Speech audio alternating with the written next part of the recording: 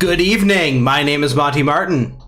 And I'm Kelly McLaughlin. And we are the Dungeon Dudes. Yeah, we got there. We did. Welcome to the final 24 hours of the Monsters of Drakkenheim Kickstarter campaign. What another road this has been. It's been wild. I don't know. I've been trying not to obsess over watching it, but it's difficult. It's very difficult, especially now as we close in on some of our final goals. That big finish.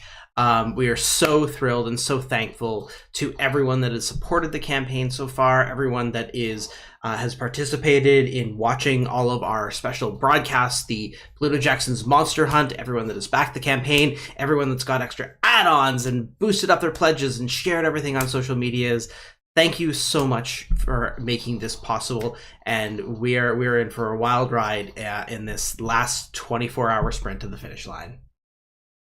Yeah, we're going to be doing another Q&A tomorrow to close off the Kickstarter, but we thought with the last episode of Pluto Jackson's Monster Hunt airing tonight, we should pop in and kind of do a little discussion on how that all went with the Pluto Jackson's Monster Hunt. And with 24 hours remaining, we also wanted to talk about what we've been working on. Yeah. And the manuscript is coming along.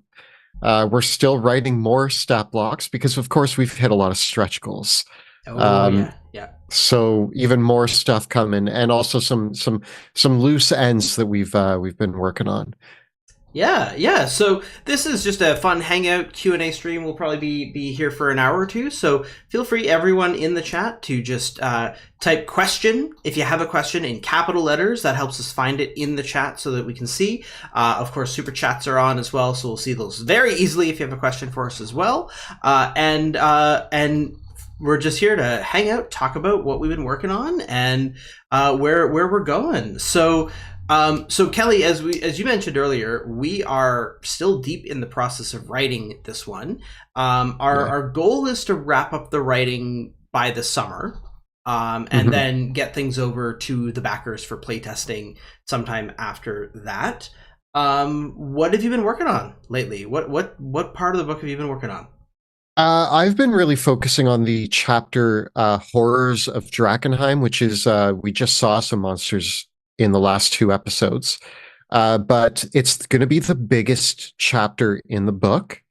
I think it's like a fifth of the book. Over 40 monsters in Are there that chapter. 40?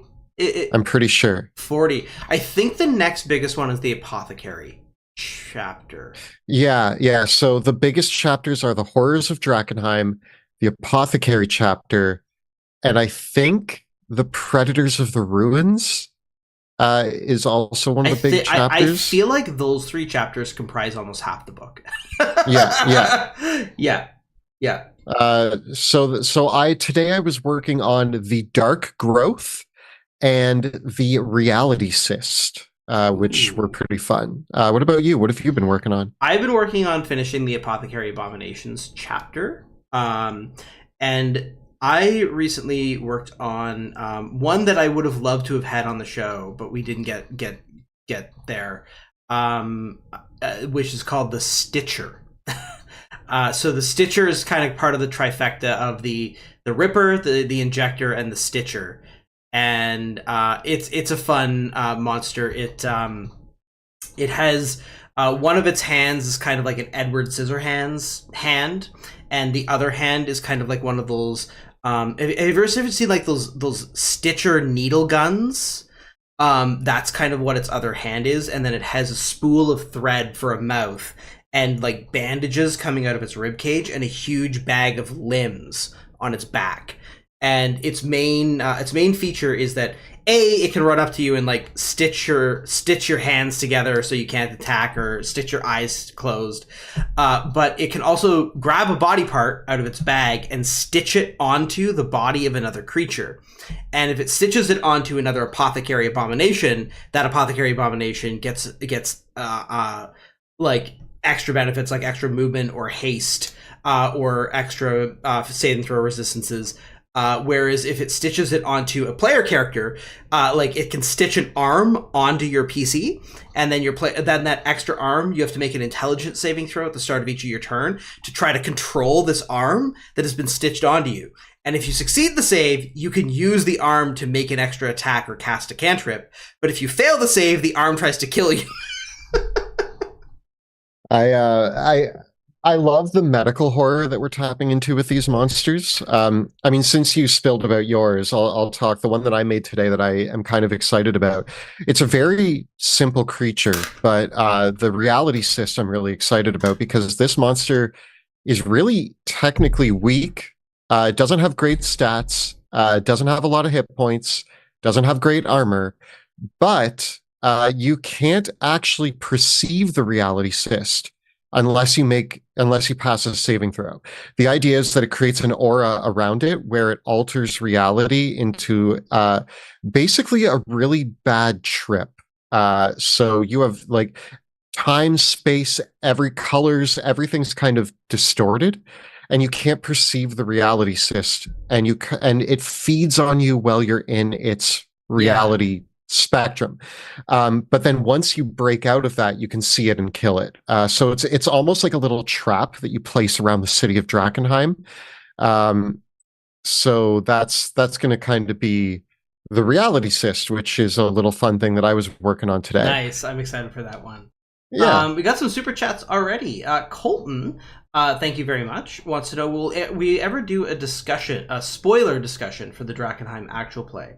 So I think that we did this way back when it was a Q&A that was with the whole cast and everybody or I think I did one and then you guys did one, and where people could ask like behind the scenes, like spoiler related all questions. We haven't done one of those in a while, but that sounds like something that we should try to do sometime. Yeah, I mean, the campaign's going to be coming to an end this year, probably. So we might do a closing the campaign spoiler discussion. Yeah. Yeah.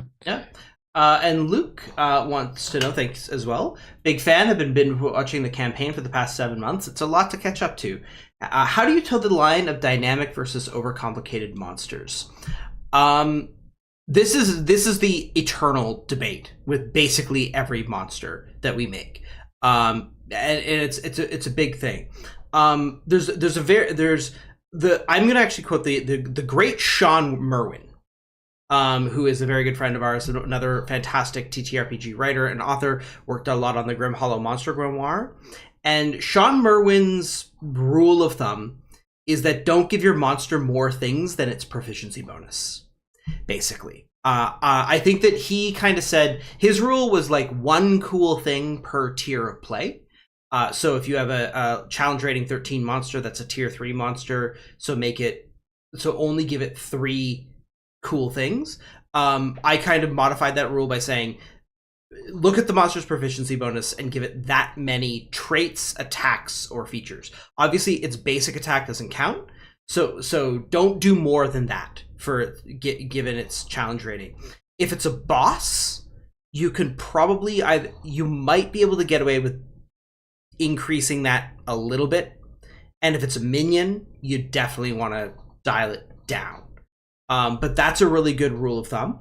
And another kind of other rule of thumb that I use is monsters, never give a monster more than one reaction. Just never do it. Never give a monster more than 1 bonus action. And really avoid giving a monster more than 1 recharge ability. Those are kind of, again, those aren't hard rules. You can break those ones, but you should break them if you have a very good reason to break them. Yeah. I try to create simple synergy in my monster design. So rather than having 5 awesome abilities that are like, that you think, oh, this is such a cool monster because it can do all 5 of these things, having 1 or 2 that work really well together is I think the best way to go. If you look at some of my favorite monsters that we made, the Ripper, the Bojack, and the Lob Frog are all very small stat blocks. They're very simple monsters. They do one thing that's really crazy and makes you go, oh man, that's wild. How am I going to deal with that? And that's really all you need. A simple attack and one Yeah. cool thing that it does that makes it memorable. So that's kind of my design principle is like, don't overcomplicate it by giving it more than one cool thing that it does. Yeah, exactly. I think beyond that, it's all sort of like to taste. Um, some monsters can get away with imposing a lot more status effects and conditions depending on what their role is. Um, Especially if they're meant to be like a leader type or boss type monster. But it does depend on exactly how you shape that. Um, I think the other kind of big thing for me in balancing the complexity is we try to keep our monster stat blocks to under 500 words unless it is a boss. Yeah. And that's and if it's a boss, we try to keep it under 800. There's obviously, again, there's always exceptions to this, but really 400, like a lot of monsters, you're getting too much once you're past that. So those are just some rough sort of things. But yeah. Yeah, a few questions here that we can start tackling. Ben asks, since we have the stretch goal of remastering older monsters, does that mean something like the Executioner from DoD is getting a rewrite of sorts? Absolutely, that's what it means. The Executioner, the Rat Prince, the Lord of the Feast, the Crimson Countess, Lost Lenore, all are definitely getting rewrites. The idea, though, is there's each of them except the Executioner, which is an exception. We'll talk about that in a second. But all the other ones are going to have two stat blocks, a reworking of their original stat block, and then an epic boss stat block that is a higher CR. Yeah. The implication here is that let's say your players face the Rat Prince at level 3 and kill him. Okay, cool. That's what happened. But if the Rat Prince survives through the whole campaign, how do you make the Rat Prince a bigger threat in the end game? And the answer is you turn him into an epic boss that's now CR 13, and now he poses a real threat to the party because he has gained power as well. So you're going to have both the regular stat block and the evolved stat block. With the Executioner, Monty and I actually spent a day in the studio reworking the Executioner. The Executioner is now a singular epic boss stat block whose damage output, hit points, and no, his hit points are pretty fixed, but the Executioner's damage. Well, they do scale. They do scale, but they're not. But the damage of the Executioner is scaled to the player's level. Yeah. Right. Yeah. So the Executioner's guillotine blade always does half the PC's hit points in damage. Yeah. That's just what it does. The Executioner is being redesigned with the intent that he was never meant to be a boss that you could kill. So we're redesigning him as a force of nature that you run away from. Yeah, I think a lot of people, we've seen since Dungeons of Drakkenheim came out, a lot of dungeon masters and players kind of had treated the Executioner kind of like, I guess, like a challenge mode boss.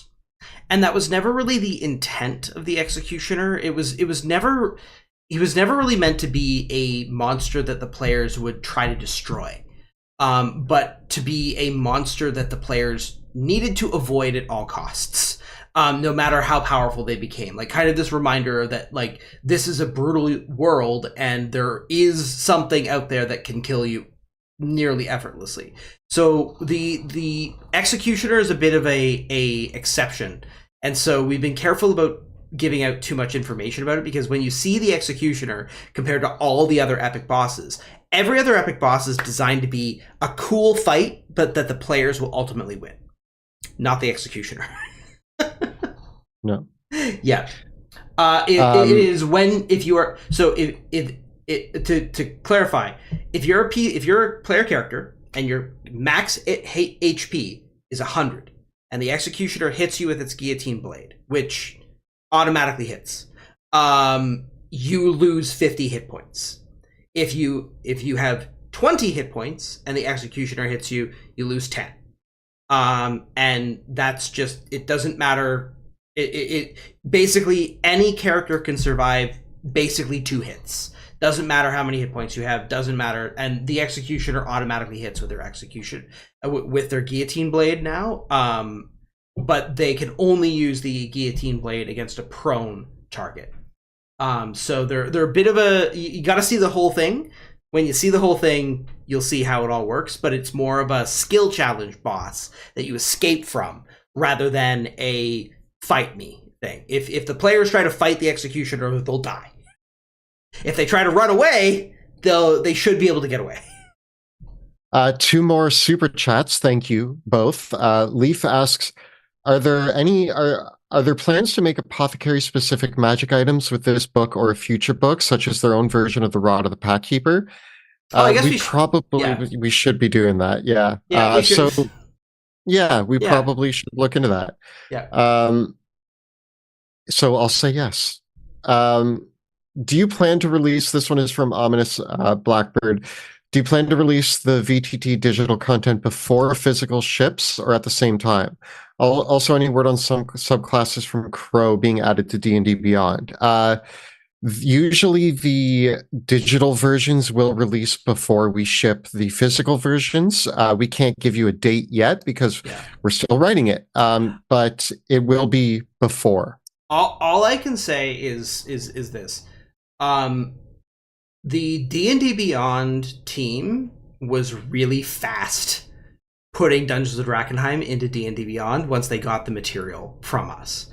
And the only thing that I know from the D&D Beyond team was that they were like, yeah, we're ready to go. We want to get the monster book up there. Give me. We'll see how we work with a great team to do the VTTs for Foundry and Roll20.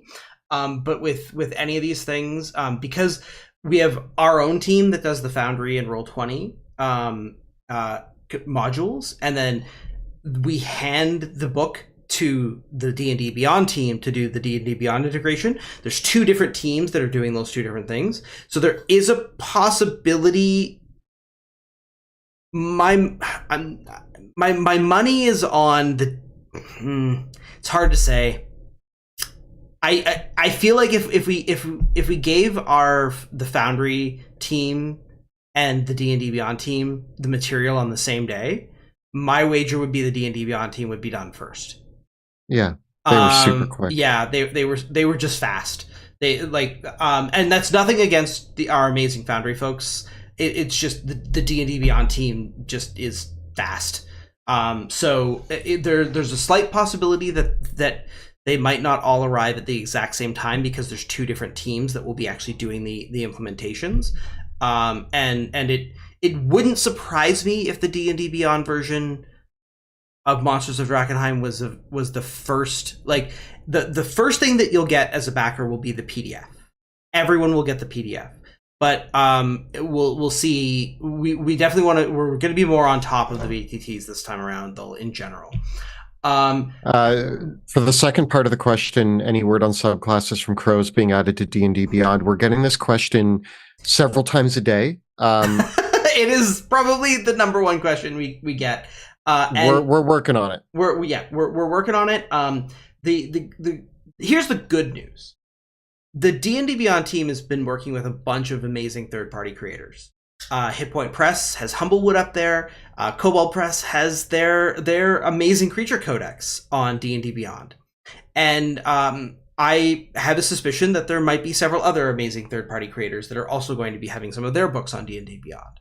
So I think it's only fair that some other people get their books up there before we get 2 or 3, because we've already got the commitment from the team to do Monsters of Drakkenheim. So we're hopeful, but but it seems like it's kind of like a let's wait our turn. We've been very lucky on our end. So there's a lot of different things there. A lot of questions from back in the chat. Yeah, let's scroll back up. Thanks for everyone for being patient. Was there, this is from Kevin, was there a stat block for each kind of apothecary abomination? Yes, we want monsters in the apothecary chapter that feel like they come from each type of apothecary. So the Stitcher, well, those... A lot of the apothecary abominations are kind of reanimator creations, but... Yeah, reanimator lends itself well to being creepy. We have... So the disembodied psyche's an alienist creature. Yes, and then the new one that I was working on today, the soulbound host, is kind of like could be an started as the exorcist idea, but I was kind of like as I was working on it, it's like, oh, this could have been made by an alienist too. The chemistral is very much the chemist. The chemist. I actually think the ravenous flora could be the mutagenist, although we kind of have a back pocket idea for a new... Another question later that I saw I'm going to answer where the ravenous flora comes from, but yeah. Favorite monster that you have not yet shared with us yet? Oh, I shared a lot. Yeah, that I actually I'll just put out there.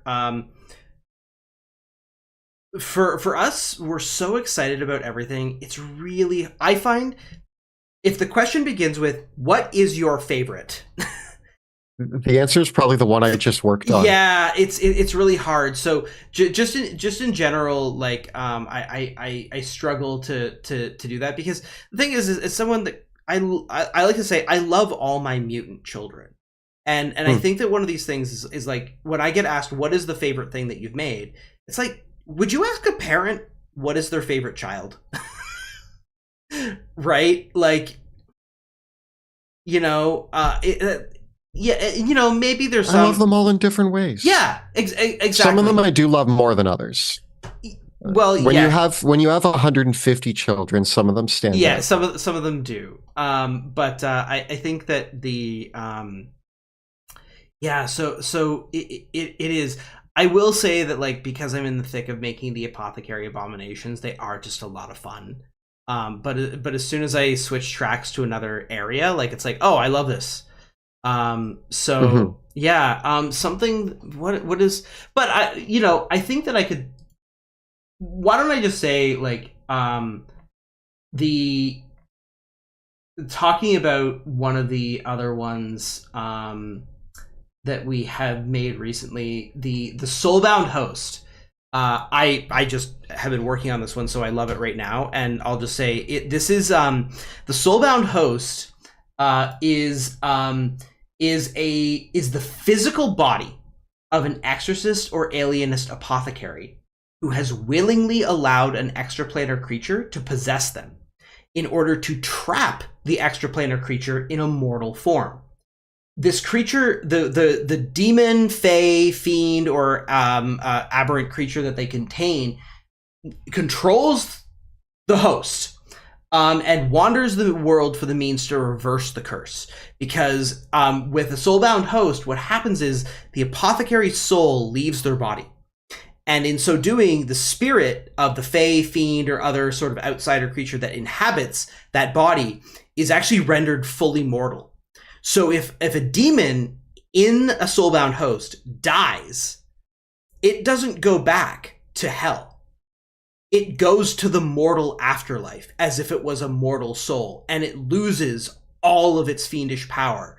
And so it's almost a fate worse than death for them. So a soulbound host is cursed essentially by the exorcist apothecary to wander the world as a mortal.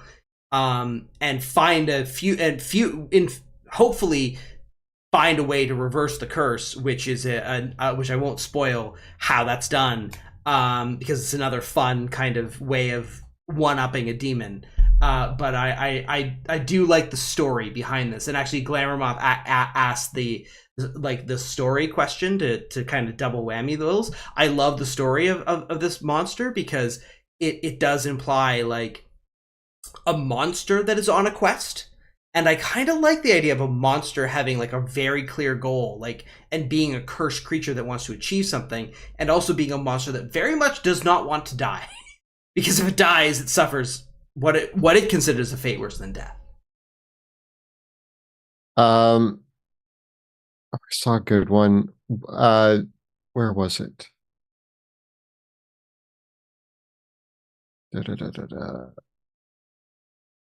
Well, while I'm looking for that, we did get another super chat. So this one is about the Old Gods Barbarian. With the dual wielder feat, can you theoretically action triple attack, bonus action attack, all with D12 damage for 4d12 total? Yes. Can you? If that, I would need to actually look at what the combo there is and see. But if that is how it works, then that is how it works. Yeah. And why not? Dual wielders need help anyway. Yeah. I'd have to double check that for sure, but maybe. It's weird how, like, when you're in monster mode, you forget the subclasses and the player rules that you've written. Okay, I can't seem to find the question now, but somebody did ask, will there be more adventures in this book? And I want to talk about the layers. So we're not doing adventures in this book. This is a monster book, not a book for adventures. Although we did hit the stretch goal for Kesselholm, which will be a PDF adventure that will be available. But what we do have in this book is layers. So layers are sort of, instead of being a written adventure, they are a toolkit for a dungeon master to build adventures using. So the layers are going to include maps of a location inspired by that chapter of monsters, as well as details for what sort of monsters you can include in this layer, what sort of loot you might include in the layer, tactics that the monsters would use within this layer, and a list of possible adventure hooks to inspire adventures for those monsters. So what you get with each chapter of monsters is a kit to build an adventure that would fit your needs as a dungeon master. So it's like a build your own adventure box set. So we're not giving you the full adventure, but we're giving you, I think, as a DM who homebrews a lot, I actually think that this is more helpful sometimes than a pre-written adventure, because we're giving you everything you need to smash together an adventure that suits your needs for your homebrew campaign. Yeah. Okay. Another question here.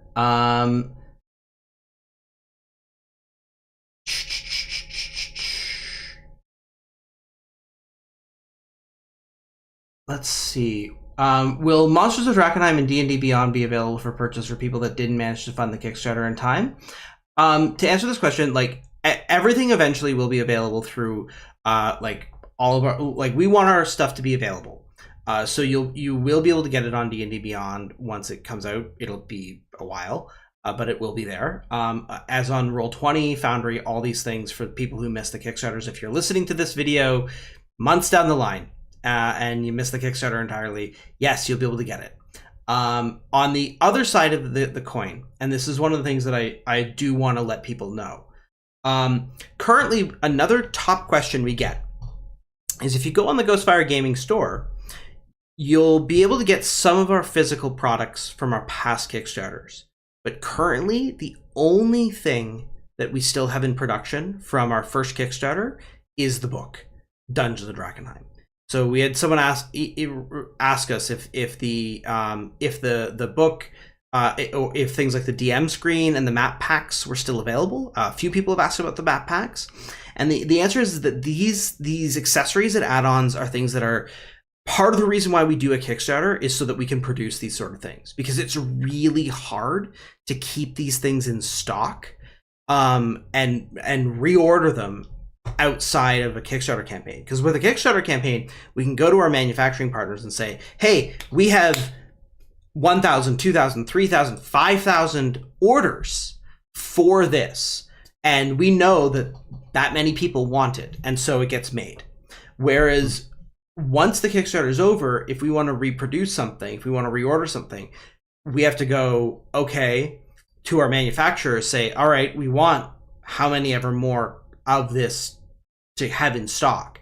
And then we have to keep that in regular stock. And what that means is that if we order too much or not enough, it's always a guessing game as to how much we're going to need. And it can always be a little bit risky if we order more than what something like order too much of something that turns out to be not as popular as we thought it was. So that's where if you think you might want any of the accessories, the best chance you have, like this is when we can guarantee that if you order it, we're going to make it. You know what I mean? But a couple years down the line, it can be a little bit harder to do these, and the special edition covers are only available during the Kickstarter. So those will not be produced again. So just to give you a framework of like, yeah, where you might want to think about, certain things, if your choice is like, I would give this as a great example. I think I saw someone earlier being like, I'm not sure if I want to get the STLs now or if I want to get the physical accessories. In my opinion, if you're choosing between the physical accessories and the STL files, the STLs are always going to be there. Get yourself the physical accessories now, because this might be we might not be able to have those there. We're always going to be making the STLs. We're always going to be making the digital stuff because there's no overhead for us to keep those in production. Happy Harvey asked, can we see or have some teasers about monsters with a lower CR? I'm starting a new campaign with new players, would love to add some of those in there. What I'm going to tell you is a big focus for Monty and I is we know that probably the sweetest spot is monsters of CR 1 to 5. So the largest amount of monsters in this book are CR 1 to 5. If you want a teaser, one that I made that I'm kind of excited about, just like a little off the cuff teaser. I made a creature a little while ago called the Bloated Hive. It's a shambling sort of creature with 4 limbs, but its head is a flesh hive, and it's supposed to tap in. I forget what it's called. There's that fear of circles that people have, of like open pores and things like that. Tryphobia. Yeah. So it's supposed to tap into that. And the Bloated Hive is just this shambling hive-headed monster that is a CR3, I believe. And when you kill it, a swarm of bugs appear from it. Another great CR3 that you made, the Lob Frog. The Lob Frog is CR3. Yeah. I've been making a lot of CR2 and 3 creatures, so expect a lot of them. Yeah, I've been in the higher CR range for a lot of the stuff that I've been working on. A lot of the Apothecary Abominations are 5 to 15, and I would say the bulk of the book is 5 to 15 overall, because you kind of get meatier stuff there. But we do have we'll be doing a final pass to make sure we got some things in the lower CR. One of the ones that I worked on a while ago there's a bunch of delirium dregs. So previously we did the delirium dregs as a CR 1/4, CR 1/2 monster that had a bunch of different optional add-ons. But in this one, the delirium dregs, I think I've done 10 different ones that go all the way from CR 1 to 10. I think that's the case. And then there's the ratlings as well, which also go from 1 to that. So there's a bunch of fun stuff there as well. A lot of our chapters, we try to range from CR 1 all the way up. So each chapter should include several monsters of every tier of play. Yeah. Monty kind of just answered this. Will the OG dice from your first Kickstarter ever be available again? Probably not. Will there be more dice? There are dice available in the current Kickstarter. Oh, you know what? And I should remember. I can't remember if I left it at the office or not. We got the prototype of the Bruce dice bag plushie. Oh, and the dice and the set of dice are in that, so I have that. Oh, nice. So I'll have to grab that for us to show off tomorrow towards the end. Right. One question here. will we see the Rat God stat block? Yes.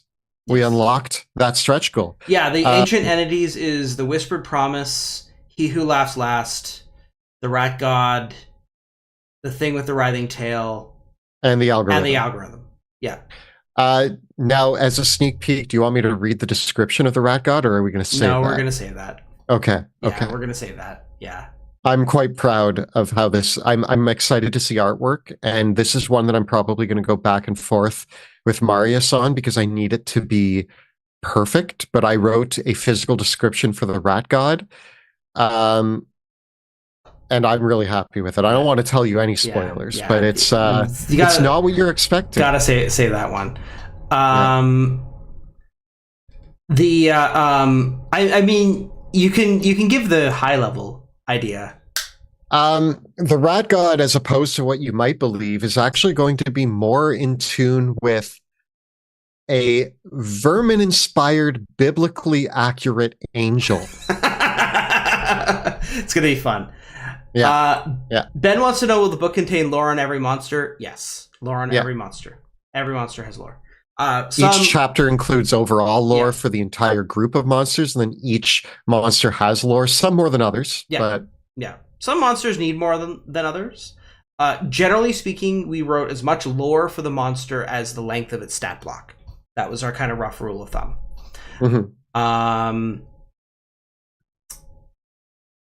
Yeah, let's see. Multiracial Lion wants to know, any plans in a future book for more apothecary subclasses? Yes. Yeah. What? Yeah. What? The two. I think we got 4. We got 4. 4. I think maybe. Should we share them? The botanist. The botanist, inspired by poison ivy. Yeah. We got the zoologist, which is going to be your pet class. Yeah, your Dr. Doolittle. We got the electromagnetist. Yes. Because I wanted to play with. It's a fun one. It can acquire charges, and it has like Tesla coils. Yeah, and like all about electricity. And then, what's the study of insects called? Oh my god. I forget this one off the top of my head. The etymologist? The etymologist, and I think we also had thought about an earth-based apothecary, like a geologist. A geologist? Yeah, it's a very fruitful archetype. I think I remember someone saying like Doc Seismic from Invincible. Right. Yeah. So the very, very, very fun. This is a question that came up twice. Jamie Turner just asked this one, but someone earlier asked this. Can you talk about setting CR for epic bosses, given that their HP and actions scale with party size? Yeah. So an epic boss's challenge rating is we talk about this in the text about how epic bosses work. They are designed as solo monsters, and the assumption is that an epic, and we're going to give actually a little table in the book that says what level your party is and what our recommended level of epic boss is. And that's all you need to know. So the general rule of thumb is that it's about party level plus 33% as that. And epic, but in giving the CR rating, we assume a party of 4 characters for when we give the overall challenge rating based on the expectations of 5th edition. But if you have a 6-person party fighting an epic boss, that epic boss's challenge rating isn't suddenly higher, even though its damage output and its hit points are technically higher. It's behind the scene. What's happening behind the scenes is it's self-adjusting to your party on the fly. Because normally if you want to use a higher CR monster against a 6-person party versus a 4-person party for going for a solo encounter, but then you'd have to it doesn't work as well. So we're not trying to reinvent the wheel with challenge rating in this book. It's still an inexact tool.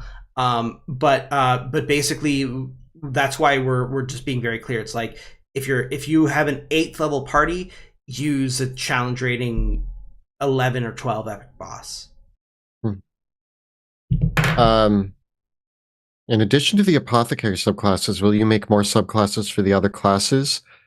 Yeah, the next book's going to be player focused, and you can expect probably a lot of subclasses. I'm going to guess spitballing close to 40. But we'll see. That's still a ways out. Yeah.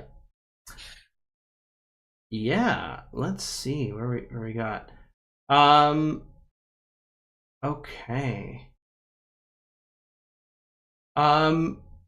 Red Wolf wants to know, will Terra and Tearhaven, the Castle Home Adventure, and the other currently PDF-only adventures possibly make them work their way into I assume, a print book release in the future? Yeah, we've kind of... Maybe I'm dropping this a little too early, but we've kind of pondered around the idea of, like, what would an Untold Tales of Drakkenheim compendium, periodical... Just like this way of, like, us doing things that aren't full, like, campaign scale adventures, but are more in, like, what would that look like? It's very early ideas, but it's something we'd like to do. It's not something that's necessarily happening, but something that we would think would be cool. Yeah, the idea is that after we're done our Drakkenheim core books, is there a way that we can do an Untold Tales that delivers a flow of mini adventures? I'm just going to answer this. Yeah. Yeah, go ahead. Dr. PJ wants to know, what if Pluto Jackson had died during the monster hunt? We were going to do a Prince of Persia thing where it was like, that's not what actually happened. Let me tell it again properly. Yeah. We knew that canon-wise he couldn't actually die, so we were going to have fun with that if it happened. Gonna grab another question for us, Kelly? Sure.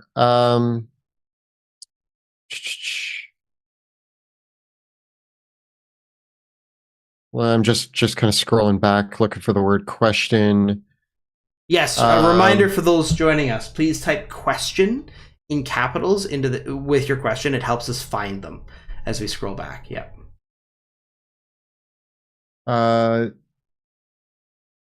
We already answered that one. Couple questions about people asking for the stat blocks for the player characters. I'm gonna turn that around. I would love to hear what you're gonna do with them. Yeah, we never really considered, like, those are player characters. So yeah, I don't know. We never really and truly behind the scenes. If you want to do Veo, Sebastian, and Pluto, just grab the Mage stat block, the Assassin stat block, and the Gladiator. We have the Liege, yes, which is Pluto. We have the Hedge Mage, which is Sebastian. And we have the Urban Ranger. Yeah. Urban Ranger, which is Veo. And if you're gonna do Wilhelm, Rudy, and Wrath, there is the Warlock of the Old God stat block, or Warlock of the Great Old One stat block, which is easily adapted. Rudy, again, do we have a Steel Fang? We do have a Steel Fang Mercenary stat block, but that one's a little special. You could use that. You could also use the Reaver stat block that we did for Rudy. And then there's the Swashbuckler stat block in Tome in 5e that you can use for Wilhelm. So, like, but I understand, one of the things that a lot of people have told us that they want NPCs with unique stat blocks. I always find that this is a your mileage may vary sort of thing. I like, me personally, this is just my style, I like generic NPC stat blocks, because with a lot of NPCs, there's no guarantee you're going to use them in combat. Or even as an ally. And so for an NPC that doesn't become an adversary of the player characters in combat, or isn't an ally of the player characters in combat, it's a lot of page space to dedicate to a unique stat block for every single NPC when you're writing any sort of book, right? And so a generic stat block that you can use multiple times, it cuts down on page space, which is why you don't see a lot of books do unique stat blocks for every single NPC, and also just in general, like with an NPC that then they die, and so if they get used in combat and they get killed because they're fighting the player characters, it was kind of like a single use stat block. And so oftentimes, as well as writers and designers and even as a game master, like, I want to make sure that the work that I put in, like, if it takes me 4 hours to design a stat block for an NPC, I really want to get more than 4 hours of gameplay out of that stat block. You know what I mean? And so that's where it always has like a your mileage may vary, and I find that in general, like when an NPC is acting as an ally of the player characters, I don't really want them to steal the spotlight from the PCs. Like, it's actually better if they're simpler and more generic, right? Because I don't want them to overshadow the PCs in combat. I just want them to like do an attack and kind of be there. And then so it's always a catch-22. Yeah. Dan has asked this a few times. Have you considered the cacophonous chimera having harpy wings instead of the chimera wings? We've already approved the artwork. We've already approved the mini. Nothing's changing about it. I mean, you could describe yours that way when you run it, of course, if you want it to have feathered wings. But the official one is the bat-like wings. Yeah. Yeah. Can we have more information about the algorithm?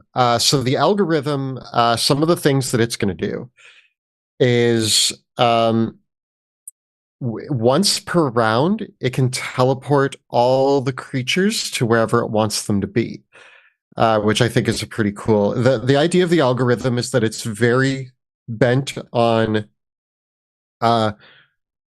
order and consequence in a chaotic fashion. So it is the entity of order, but like almost like when order is so strict that it creates chaos, that is the algorithm. And so it wants everything to be exactly the way that it wants it to be. And if you're not playing into what it wants you to be playing into, then it doesn't like that. Another thing that we're playing with, some of these abilities are still like on the workshop table. It being able to change gravity in any direction it wants. And one of my favorite bits that the algorithm does, and for those of you out there who know what video games I love, you're going to catch this very on-the-nose nod.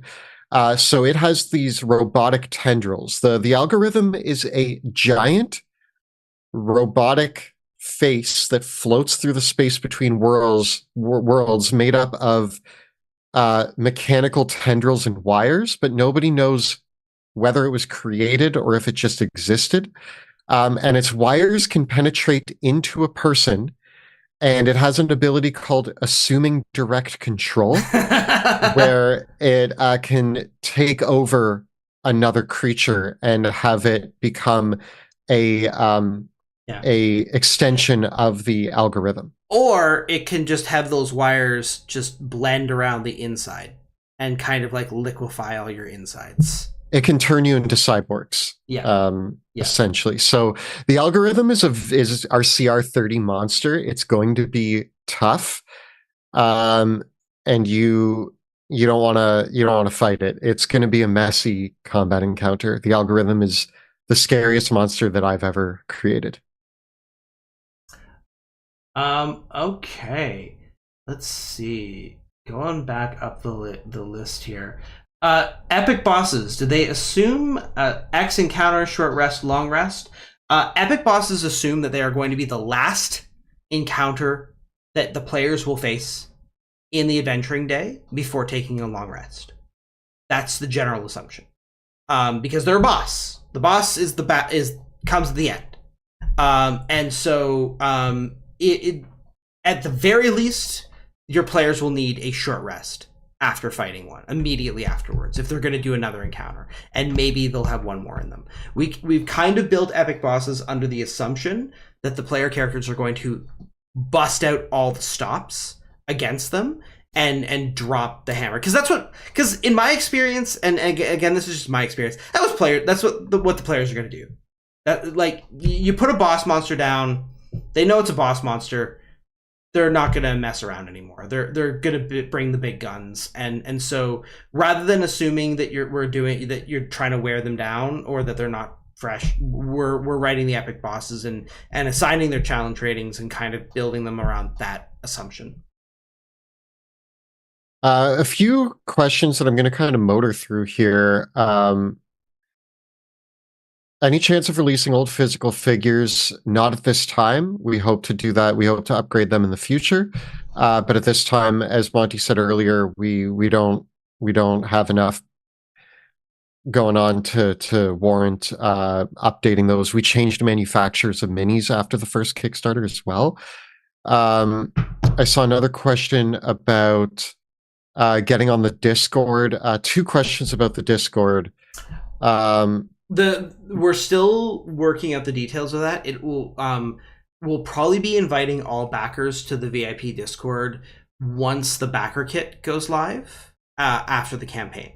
So it won't be immediately when the campaign ends. It'll probably be in a couple. Give us a couple weeks to like get all the back end for all the credit card charges and everything to go through, and then and make sure that we've got enough moderators as well. And yeah, and also, unfortunately, I did see a question that was about not being able to back this Kickstarter, but you backed previous ones.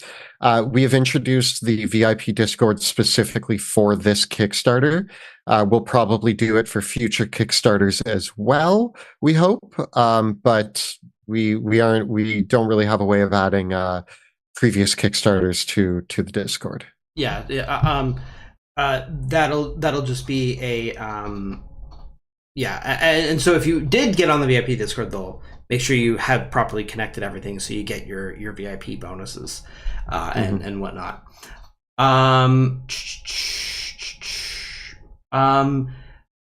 A few people have wondered about when we're going back to the Dusk Wardens and Drakenforce. We'll be back with Drakenforce in mid-May. And finishing up, taking a little break. Yeah, just a wee little break afterwards. Yeah. Hi, Jill. Hey, Jill. Nice. Somebody asked, where was it? I joined the VIP. Am I supposed to connect it to the pledge to get the perk? If you use the same email to back the Kickstarter that you use to get to join the VIP, when you fill out backer kit, it will have an option to check a box for the extra dice. So just make sure to check that box. Okay. Let's see. Daniel wants to know, will the VTT versions of Dungeons of Drakkenheim and Sebastian Crows be updated with revised versions of the monsters included within them? Probably not. Not at this time. I would love to do that in the future. Yeah, I would love to do an updated version. My dream goal is that once we have all 4 books, you'll be able to buy a version 2.0 box set. This is a pipe dream.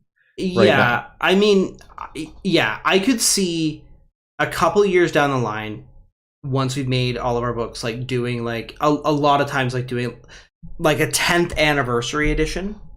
You know what I mean? Where we did do a pass and everything on that and whatnot. We've made so many improvements that it does make sense to add spells from Sebastian Crows into the first book for the Pale Man and other creatures, and to add monsters from this book into the original campaign. All of that makes sense.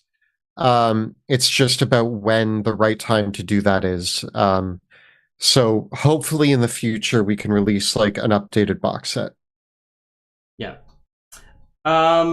Jonathan Butelli wants to know, have you learned how have you learned from past Kickstarters to improve your writing process for this one? We haven't. We haven't. I mean, I think ask me when we're done. I think I know. Each one's also a different beast to tackle. They are. They've all been different, very different books. I do think that I would prefer for future projects to be done the writing before we bring it to Kickstarter. We had a bit of a rough year, both Kelly and I personally, in 2023. So we didn't get as far done as we wanted to be. But that's life. Yeah. That's always the way that it goes. Jay Torres wants people have asked about the STL files for the old figures to be purchased in the future.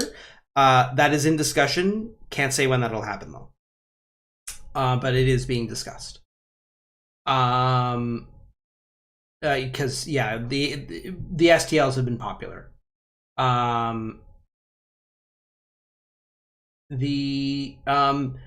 People, Kevin Kissick wants to know about the Arcane workshops and labs and forges, or just more info in general. Basically, the very high level, we describe a handful of different locations that you can drop in as inspiration for your campaign. They're kind of less detailed than the layers in the book, but they're to give you more ideas and inspiration for what the different types of locations could be and the types of quests that you do there, and give you a couple examples of that. They are not strongholds, right? They're not bases of operation.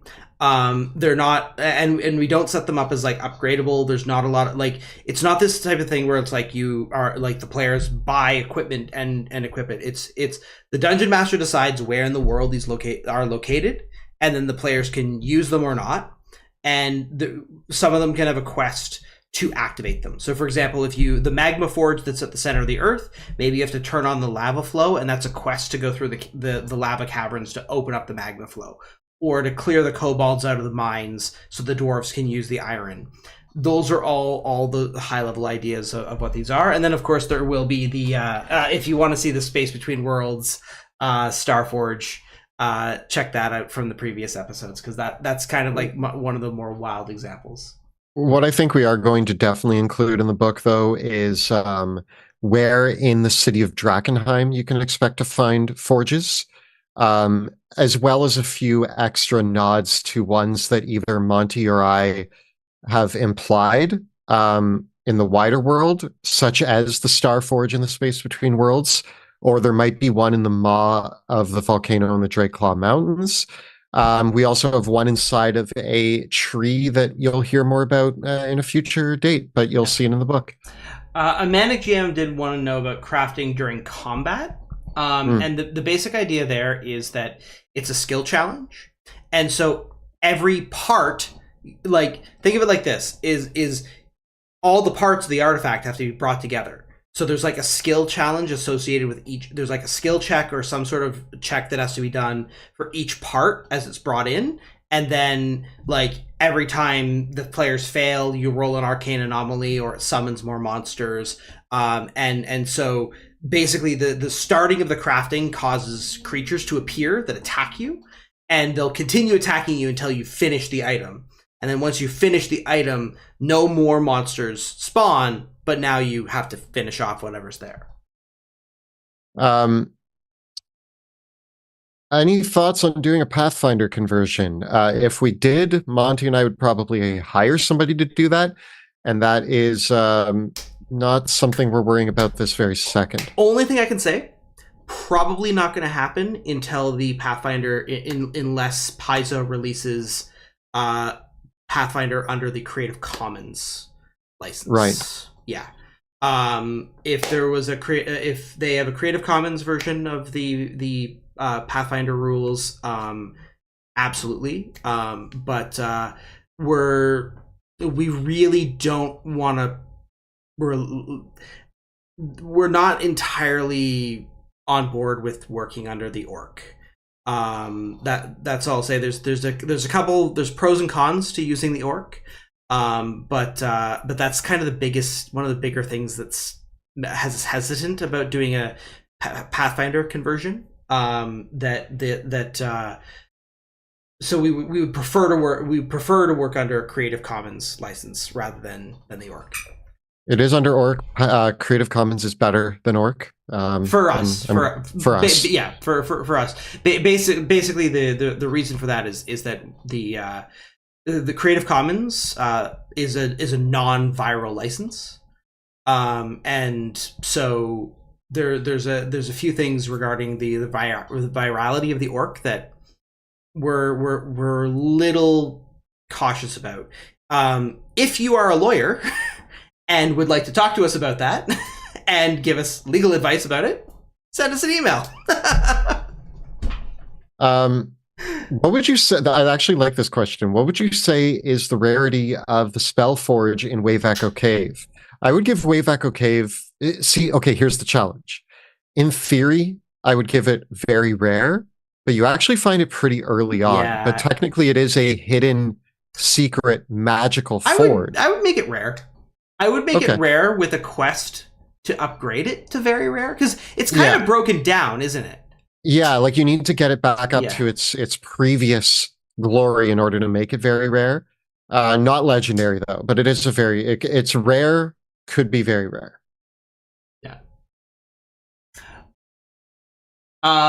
Yeah. Apothecary relevant question. How much poison, disease, and necrotic resistance is there among the new critters? Okay. Actually, a bit. A bit, but less than you'd think. And first of all, apothecaries have built-in tools for getting around that. So it's a bit of one, half dozen of the other.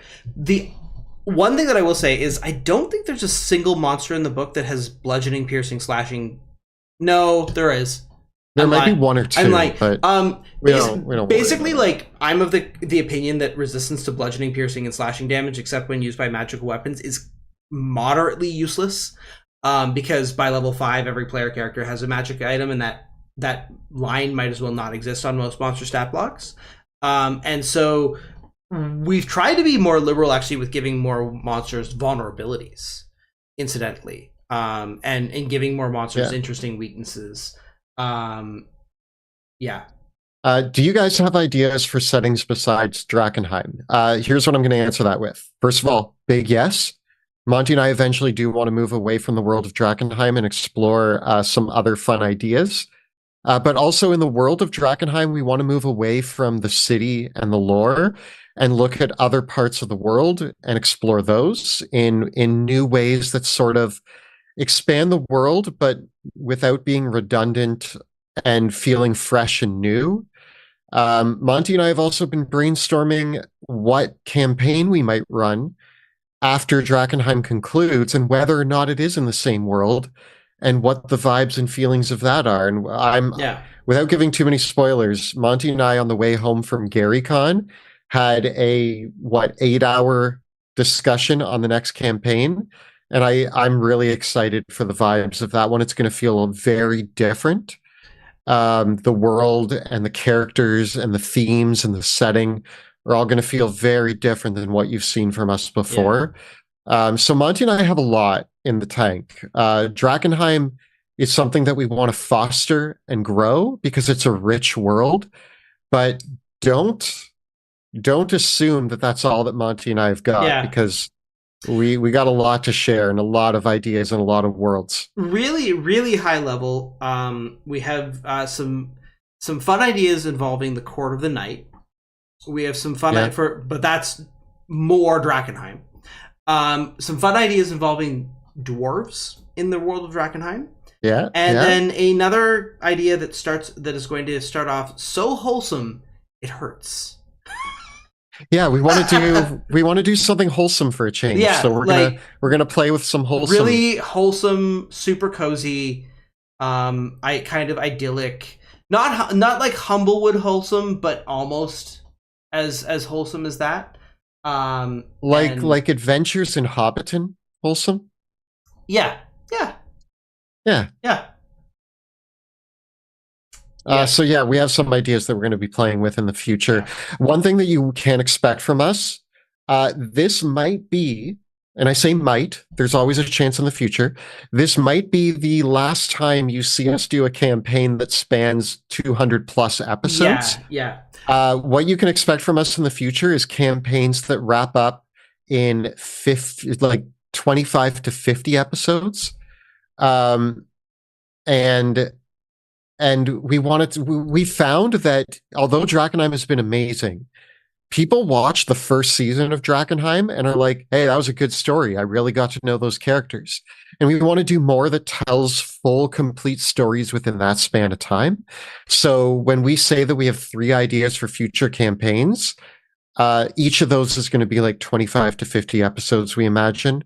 And we want to play with those. I actually plan to do a bunch of actual plays. that are 6 to 12 episodes.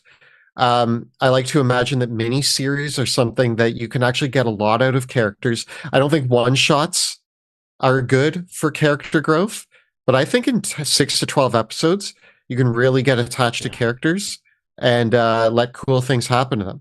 Yeah. Marius actually is in the chat saying dwarfs, yes. Okay.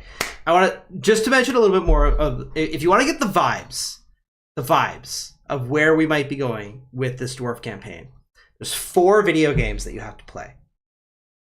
Hollow Knight. Yep. Subnautica. Yep. Deep Rock Galactic. Yep. And Dwarf Fortress. Yep.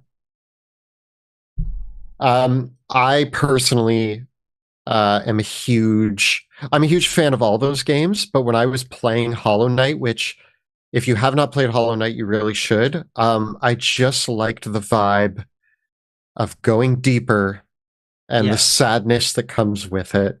And so I really want to explore our version of the Underdark, which is nothing like the Underdark in the Forgotten Realms at all. But I have a lot of dwarf lore that I want to explore. Yeah, you got this one is one where we're gonna dig deep. Deep. Yeah. Gonna go into the deep lore. Yeah. So yeah. Excited for all of those. Yeah, I love all the cries of rock and stone in the chat, and I will just reply back with strike the earth. And if you and for those of you in chat that are saying that you've never heard of Subnautica, Deep Rock Galactic, Hollow Knight, and Dwarf Fortress, I highly recommend all of those games. They're very different. All of them are very different genres, like extremely different genres. But so they might not appeal to everybody. I think probably the most accessible. I think I would start with Hollow Knight and Subnautica. Although Hollow Knight is a tough game, it's the hardest game I've ever beat. But one just to give you an early concept idea, one of the concepts in our dwarf campaign is you're going to get a vessel. As your group is going to get a vessel. Currently, I'm calling it the Land Hulk. We'll see if that changes. Codename Land Hulk, early development. But what it is, it's a dwarf drilling machine, but it's in disrepair. And let me finish my idea, Monty. And the map is going to be in layers, and each layer is more difficult, and you have to collect resources to upgrade your Land Hulk in order to proceed to the next layer. And so that's going to be one of the vibes of the dwarf campaign. Oregon Trail. That's the other game. Oregon Trail, yes. Yeah. Also, if you've watched the movie The Descent, that's going to be vibes. Yeah. So this is some vibes. The dwarf campaign, I've loved. I've already written so much of the lore in point form note. But yeah, it's going to be a fun world to explore. Yeah, a lot of bugs and worms. Yeah, I think that this is pretty fun.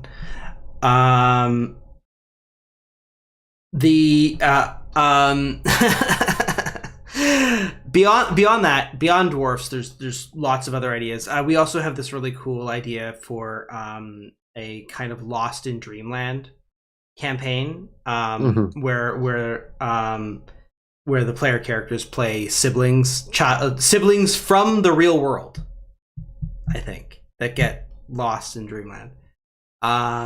We'll see. There's a couple of fun ideas there. Let's find a couple more questions. I'm sure there's been a few more back here.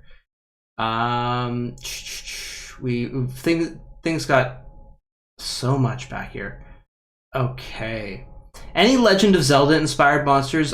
The whole crafting system is inspired by Zelda. Yeah. There's the Dark Hands do come in somewhere. Zelda's a massive inspiration for both Monty and I. So even if we told you that no, we're not being inspired by it, it would leak in. Zelda's everywhere in our work. Yeah, it's a huge thing because because both of us have played them. Is it too late to add Delicious and Dungeon like menu as a stretch goal? It is. I just watched Delicious and Dungeon over the past couple of weeks. My partner absolutely adores that show. And it's a very cozy show. It's a very cozy show. Sneak peek at the new Arcane Anomalies. Oh, I'll have to. I think we're still working on those. I think we are. Because our newest Arcane Anomalies are actually part of Sebastian Crow's book. We've made a few more, but I think with the expansion of Arcane Anomalies, we might need to release like a D100 list of all of the Arcane Anomalies together. Because I think we're at 50 already. Yeah. Because we did regular Arcane Anomalies in the first book, then we did more Arcane Anomalies and the epic, or what are we calling them? The greater Arcane Anomalies. Yeah. In book 2, and now we're doing more anomalies and more greater anomalies. So a lot of magic shenanigans can happen. But I don't know. I'm having a hard time differentiating what we wrote for Sebastian Crow's. It was for the ones for Sebastian Crow's were not in a table in the book. They were in one of the card decks. Yeah. So a bunch of these ones are going to end up in. Yeah, that was a bit of a weird situation there, but I think we're going to do a big table for this. Yeah, book that now. will be like everything all together in one place. Yeah.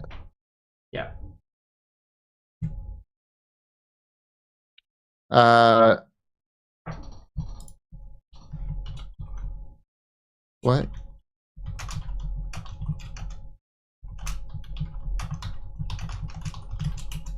I don't understand the question, Ernie, so I cannot answer yes or no. Yeah, we will have to check that after the show. Sorry. Okay.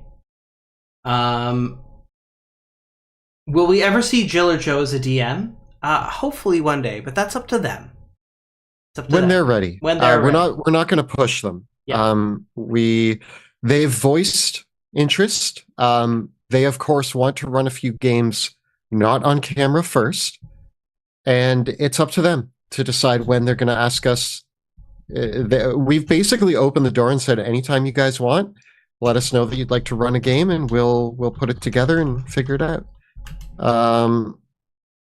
And yeah, we'll hopefully see that someday. But Monty loves being a DM. I enjoy being a DM, although it makes me nervous sometimes. Joe and Jill, some people don't love being a DM, and I think Joe and Jill need to discover if it's the right call for them, and if it's the right call for them to do on camera. Those are both two very important things, and it's not for everybody, and they got to figure that out. Yeah. If I was starting a DRAKKENHEIM campaign right now, which changes would I make for the bosses in the vanilla book?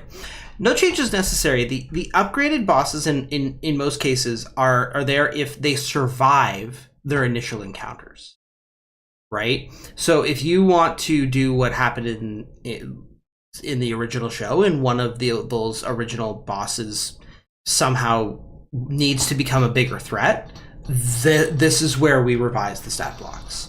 Right? Mm-hmm. They don't necessarily need a big change for the first pass. Yeah. Question: will everyone wear wigs and beards for the dwarf campampign? How will you manage the overheating? No, they're gonna grow them, including Jill. Yeah, Jill. Yeah. J Jolly Roger, are you considering more guest appearances like Jenny D? Absolutely. Just to be clear, and this is actually one thing that we'll throw out just as a thing. We love having guests on the show. Absolutely, especially guests that are and we have our amazing studio space, and we're looking at having some guests that are Toronto based on the show, because we don't need to fly them in and put them up in hotels. Hmm. Bringing international guests in to Toronto. Toronto is a great place to bring people. Like, it's very affordable to bring a guest in, but it is still an expense. And so one of the things, and this is something that, you know, and unfortunately, and a bit of real talk, for a moment. um, we producing our actual play shows, our cast, we pay our cast, we pay our editors, we pay all of our production costs. We fortunately we rent our studio and we own our equipment, so we don't have those costs involved. But actual play shows are really challenging to break even on, from a strict production point of view. Really and truly, the Kickstarter campaigns for Drakkenheim are what made it profitable. The books are what made the actual play show actually something that made us break even on the whole thing, even to begin with, right? And so bringing in guests, our Ginny D arc, those 6 episodes with Ginny D, like, most expensive episodes of Drakkenheim we've ever made. And that was just bringing Ginny out as a friend, right? Because, like, for us it was like, well, we're flying Ginny out to be on a show. We're gonna get, like, she's not, it's our show. We're gonna get her a place to stay. We're gonna pay for her plane tickets. So that was on us. Yeah. And that's the way that we operate. And because that's, if you were a guest cast member on anything, you would expect that to be covered.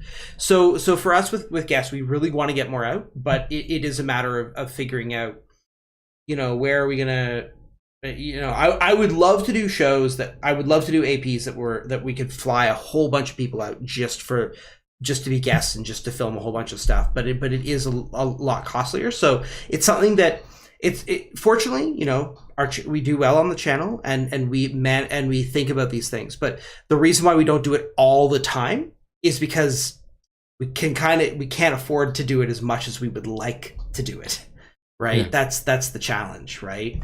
One thing that you can't expect is, I talked earlier about the goal of us doing more shorter actual plays. We have some incredible friends in Toronto, and they're friends that you haven't met yet, but we hope that you enjoy spending Yeah. time with them as much as you've enjoyed our other cast members. We have a lot of friends in the Toronto theater scene or the acting scene or things like that that we are very close with and have been wanting to get on our show for a long time. So with us doing some more actual plays, you might see a few more new faces appearing that we can start to rotate into our shows, just to spice things up a bit, add some new personalities, add some cool new takes on some of the stuff that we do.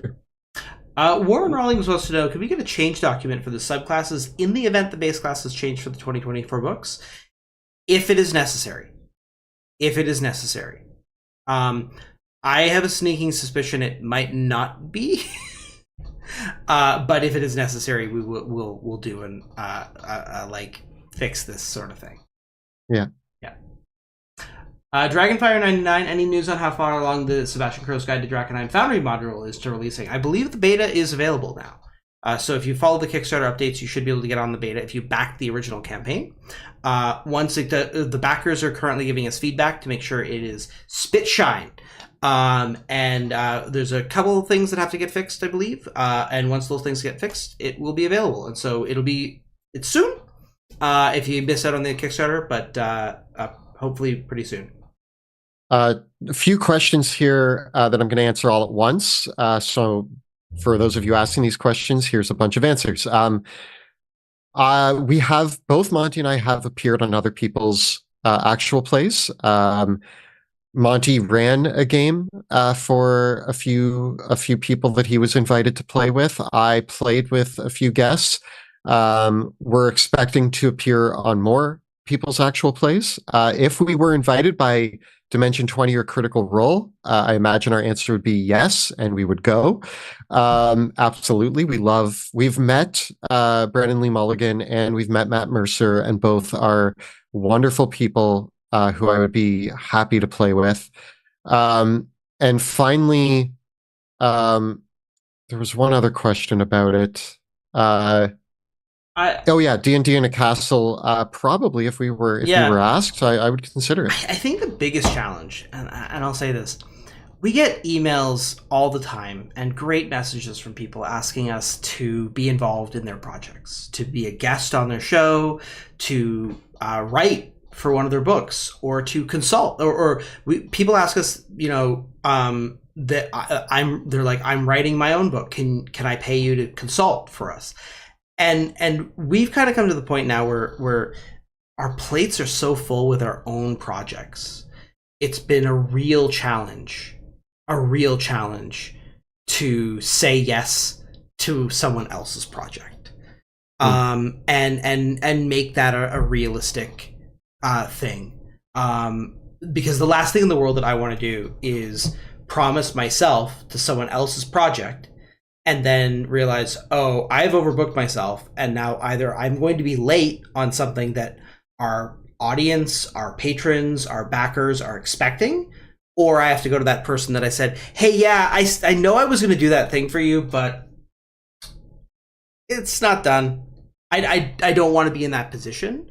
So Yeah. it's one of those things where we're definitely like and it's a question of burnout as well, and just energy, right? So it is an important thing. Like, we love collaborating with other people, and we love going on getting involved in other people's projects. But I think one of the reasons why you might not see it as much from us is because we have a lot of our own things that are on the go. And I will say, for my part, coming from a theater background, I spent a lot of time working on other people's projects. And I enjoyed working on other people's projects, but I love Dungeon Dudes because they're my projects. And I really do enjoy that. There are a few other things that have risen to our lists, and things that we might make appearances and involvements on. And if you've ever written to us, been like, hey guys, I have this idea for this thing, and you didn't hear back from us, it's because we just don't have the bandwidth. It's a challenge. So yeah. Especially lately, but Oh we're doing yeah, our best. yeah. I think pretty much right now. Bandwidth is Well, packed as it can be. and there's some other things that we can't talk about yet that are like, I thought we had space for something, and now we don't. Because Yeah. other things are just like, and the other thing, and actually I'll say the other big reason for that is, though, that is something that I can talk about, is with the 2024 rule books coming out at the end of the year, we're planning on what we're planning on doing is revising all of our class guides and a whole bunch of our content, our videos that we haven't updated in a long time when the new books come out. So the back end of our year has been we've reserved it for making videos for the channel, because we're going to make all of our class guides all over again based on the 2024 rules update. And then there's going to be all those. So the end of the year is going to be a big deal, because we got the player's handbook coming out. I think the Dungeon Master's Guide comes out, so we're going to have a lot of content, like a lot of that. And then the Monster Manual. So there's just that at the end of the year as like this mountain that we have to climb. Yeah. I just want to say thank you to Dermis Loner. I'm hearing you. I'm reading you. I appreciate you. Thank you. I'm glad that you're enjoying Drakkenheim. Is it because we're getting the Drakkenheim anime? Hopefully. Yes. No. Yes, that is why. No. But I will say, Monty and I have had conversations with people who know people who might know people, who have talked to people who might have an inside connection to somebody who knows somebody who might be able to maybe get something happening. And if you think I'm exaggerating with how many broken telephones I just went through, I'm not. But let's just say we started conversations in hopes that we're throwing a net out into the void, in hopes of getting a Drakkenheim anime someday. Yeah, that would be cool. We talked with a few people that told us their wild stories of pitching their books to Hollywood producers and stuff, and we were like, Then they're like, oh, it was brutal, but it was the most fun, and it was, yeah, we would love. Oh man, I would take a movie series by Hayao Miyazaki. Miyazaki, Yeah, yeah. if Miyazaki did it, like, yeah. Or I mean, he's a little What wholesome. it? Wait, is there a Princess Mononoke TTRPG? No, but I would do one. Wait, no, there is there? I mean, not that I know of. Drakenheim Puppet Show. Would you let the Muppets do Drakenheim? How could I say no to that? I mean, Like, here's the thing. I would want an actual Drakenheim, and then I would want the Muppets version afterwards. I wouldn't want the Muppets to be the only version of Drakenheim we got, but I would love a Muppets Drakenheim. We would love to do an animated Drakenheim show. It would be amazing, but yeah. I have a very important question. Monty, cast the... Well, let's just, for the sake of keeping this short, let's just do the main Draken Force 3. What Muppets play Sebastian Veo and Pluto? I think... Wilhelm is Kermit the Frog. Okay, and I think Gonzo is Sebastian. Yeah. I think is Animal gonna play Pluto, or is... No, Fozzie. Oh yeah, Fozzie plays Pluto. Miss Piggy plays Rudy. Yeah. She's vicious. Yeah. But who plays Veo? That's a tough one. There's not there's not enough Lady Muppets. Yeah, there's not enough Lady Muppets. Yeah. That's that's a tough call. I'm trying to think of my Muppet. Oh, what if the Uncle Sam Eagle played Wrath? Yeah. Yeah, I don't know which Muppet you've got for Veo, actually. Somebody said Cookie Monster. Cookie Monster. I would accept that. Oh, the blonde from the band. Okay, I don't know my Muppets super well, right? Actually, it'd be funny because Veo is the cat. Veo is played by a human. Yeah. Yeah. Yeah. Taylor Jones wants to know, what advice would you give broadly in turning an already made monster into an epic monster for testing with players? Rebuild it from the ground up. Take the whole thing apart. You start from scratch, basically. Like there is no template and there's no adjustment to turning an existing monster into an epic monster. You do actually have to rebuild it almost entirely. We found this when we were making like epic dragons, that like you essentially you're starting all over again. So you're conceptually in the same place. Like you can borrow its attacks and everything, but like you basically have to do its defenses all over again. And you have to kind of convert all of its actions into epic actions. And so it is a bit of a rebuilding process.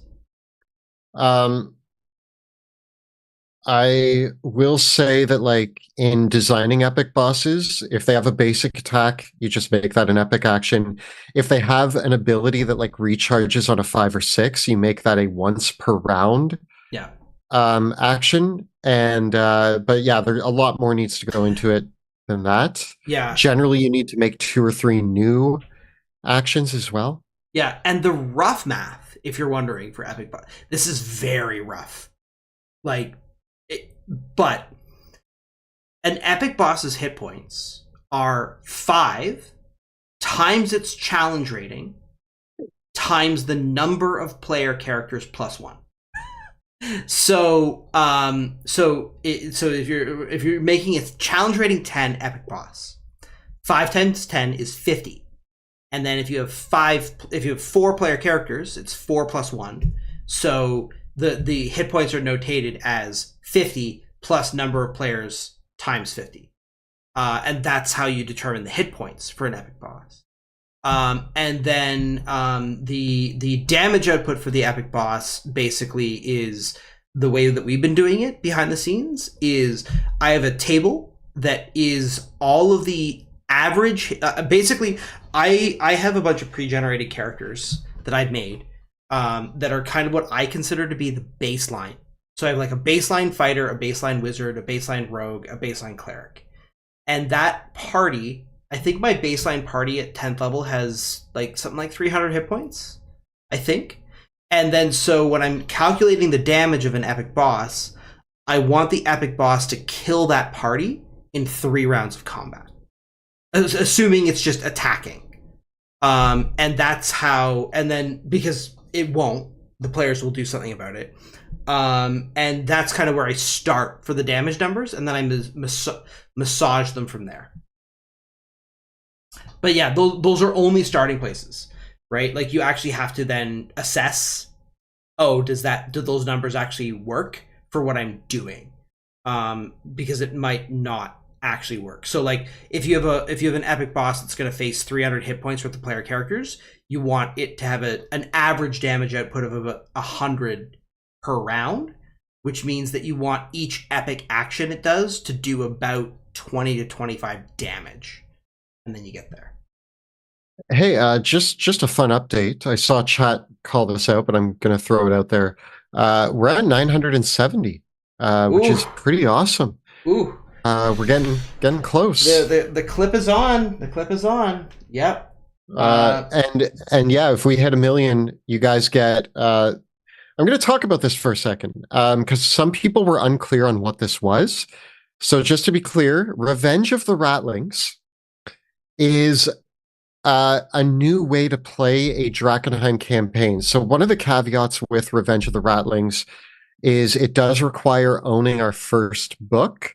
However, that book is now available in so many different ways that if you want to grab it on D&D Beyond or however you want to grab it, awesome. But what it is in the original campaign, we had faction chapters, and the faction chapters told you about that faction, who its leaders and lieutenants were, and then it also told you the quests that faction would send you on, the goals of that faction, the rewards that faction would give you, and then it would also do like strike teams and all of that. The Revenge of the Ratlings is going to be a sort of chapter that mimics those, but it's including a Ratling playable race that you can play as, with a sidebar that says that the implication of a playable Ratling is Ratlings are not redeemable creatures. We intended them to be monsters. They should be monsters. So if somebody really wants to play a Ratling, the idea is that everybody plays a Ratling, and you're doing the Revenge of the Ratlings campaign. You can expect that in the Revenge of the Ratling campaign, rather than working with the factions, your goals are to eat all of the other factions, steal the Heart of Delirium, and summon the Rat God into this realm to take over the world. So it is a evil campaign that uses the same setting, the same locations, the same factions, everything from our first book. You're just bolting on this new idea that says everybody plays as a Ratling. You have some benefits like, hey, you can now rest in the haze because you're a Ratling. Yeah. But your goal is to eat everything. You're against all the factions. You're against all the other monsters. Because that's how the Ratlings want to do. They just want to eat the world. Like they think the idea of eating the world sounds fantastic. And so that's their goal, is to eat the world. It is kind of the murder hobo campaign, so to speak. But some people, let's say you've already ran a Drakkenheim campaign, or you have a group of players that are like, this is too much political intrigue for me, I would rather just kill monsters. This is your ticket to be like, hey, we ran Drakkenheim, yes, once, but what about second Drakkenheim? Yeah. And you can run it again as like a total murder campaign that feels very fresh and new. Or if you have a group of players that are like, I just want to kill things, this is your ticket to do that in Drakkenheim. Yeah. Yeah. So I also expect that it'll be a shorter. It's just kill, kill, kill, kill. You can go to all the locations and you don't care. NPCs try to talk to you, you don't care, you're murdering them. Yeah. But it's a fun way to be like, you get to work with the Rat Prince, you get to work with Supreme Seer Squeaks, and you get to eat everybody. Yeah, and you know, I guess if you wanted to let a player in a regular campaign play a ratling, you could use these Well, rules for that, but not recommended. the secret idea is yes, we're giving you that option, but we're not saying we're giving you that option because Monty and I truly believe that ratlings are irredeemable monsters, and we don't want anybody to get the idea that ratlings are fun, loving creatures and have the potential to be redeemed.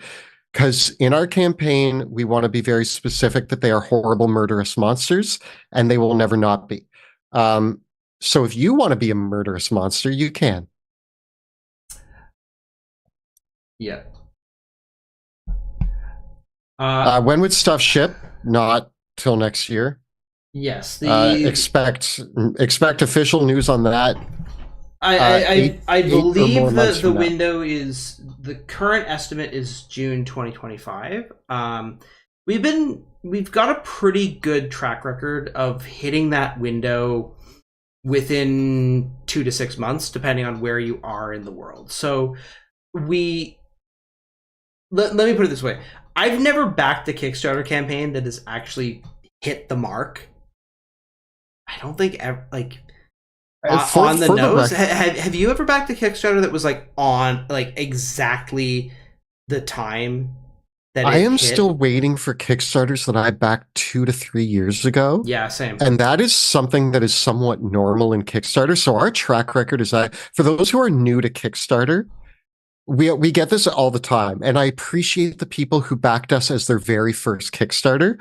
But a hard lesson to learn is that we're actually one of the better deliveries, where we're about a year and sometimes we're late by a few months. But I backed a Kickstarter that was like, yeah, we'll deliver in 5 or 6 months. And then they delivered 2 years later. And it was one of those things that it was just like, sorry, guys, we got backed up on these elements. Like when you back a Kickstarter, you're paying for people to make the products. And sometimes you run into snags and unforeseen circumstances. And luckily, Ghostfire has some really great people they work with. We kind of have established good art departments and layout departments and manufacturers. We kind of have greased the wheels a bit, so we have a flow that works. Yeah. That works for us. So we're pretty consistent. But still, Kickstarters often take a year at least to get delivered. And luckily, we've never been one of those people who says a year and then takes 2 to 3. And I don't plan we will be, hopefully. Yeah. Yeah, basically I think the rule of thumb that I kind of have with all of our Kickstarters is like Kelly and I work with a publisher on our books so that we can focus on the creative element.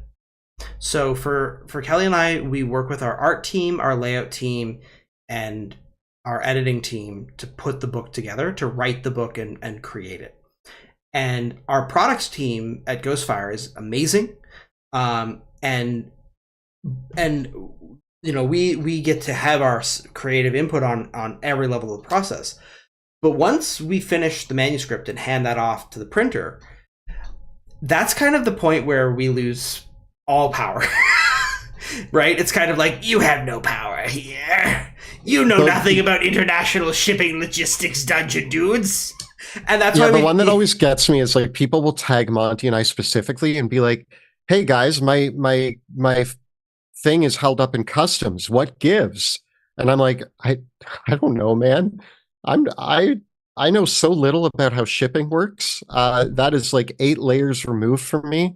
I'd like to give you all the answers, but when somebody's like, my boat got stuck crossing the canal, can you guys do anything about that? The answer is no, I can't. Once it enters shipping, it's not up to us anymore. Yeah. But we always deliver. Yeah. And that's what's important. Yeah. Right. For us, I think where we sort of kind of feel like, okay, it's here. Like, and for those of you that are backing this for the first time or wondering what to expect, like from here, you can expect somewhat regular updates, usually about once a month from our team about how things are going. And the next sort of things that you can expect over the course of the remainder of the year are probably heading towards the fall. looking at playtesting some of the monsters with us and giving us some feedback on the monsters, which will be what we're looking at for playtesting. Basically, is the big question with the playtesting phase that we're going to be looking at with backers is, did we get the challenge rating for every monster right? And so like we're not like and are all the monsters' abilities not confusing? Those will be the two the two questions, right? Like, and like, does it do too much damage or too little damage? Yeah, right. So like we're gonna have a little bit more of an analytical survey. In the past, we've done a playtest survey that was a lot of like people were giving written answers. And our playtesting survey this time around is going to be a lot more of a yes or no. And so what you're kind of going to get is a form that you'll fill out that'll say, what monster are you giving feedback on? And you'll choose from the drop-down list which monster you're talking about. And then you'll tell us, do you think that this monster's challenge rating is accurate? Yes or no? And if you say no, then you'll be able to tell us, do you think it's too high or too low? And then after that, you'll say, well, it'll be like, what are the things about this monster that are not right for its challenge rating? And it'll be like, it's hit points, it's damage, it's saving throws, it's abilities, and check. And then there'll be a little form where you can give us some written feedback. And that's for us, the goal of the playtest is basically to do this calibration of, do you think it's accurate?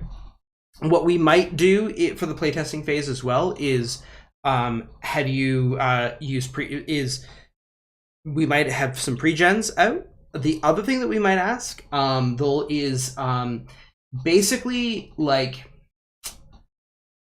if you are playtesting the monsters with your own player characters, we might ask you to tell us what the DPR of your party is, so that we can assess whether you tested these monsters with broken characters or not.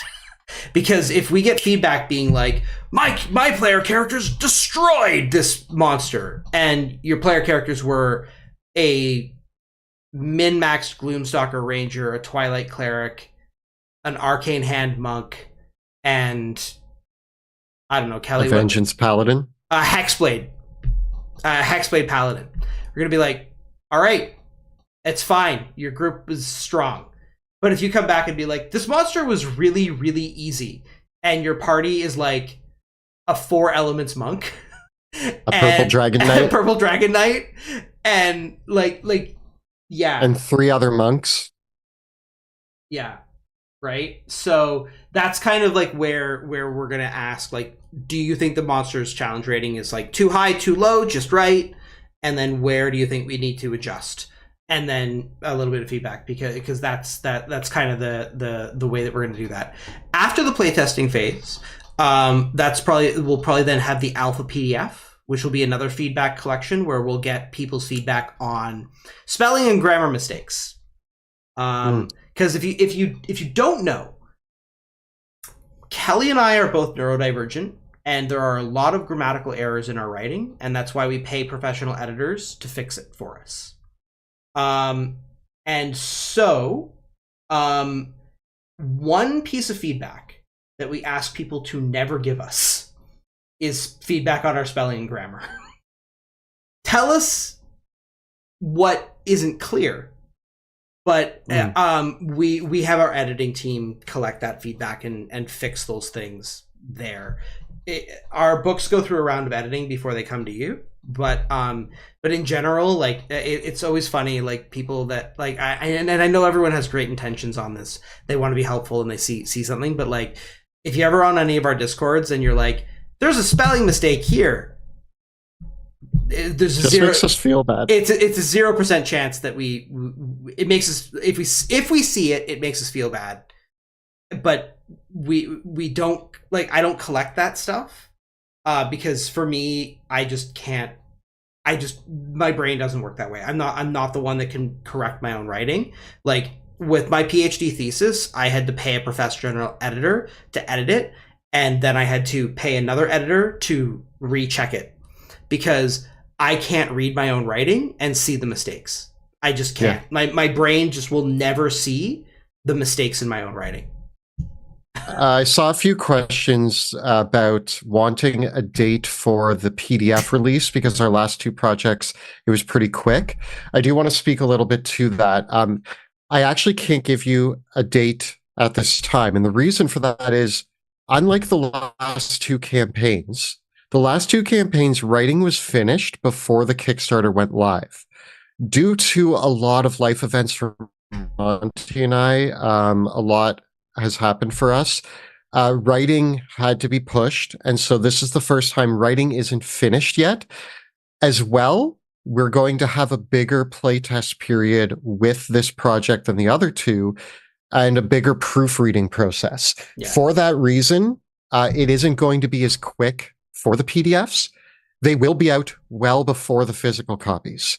Yeah. But I can't give a physical date yet because I don't even know when the manuscript's being handed in or when playtest is starting or any of that until we do. And we will be extremely transparent on dates for all that once we know them.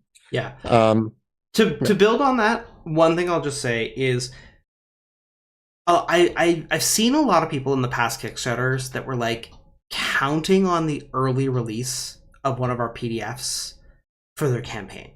Please don't do that. Please don't.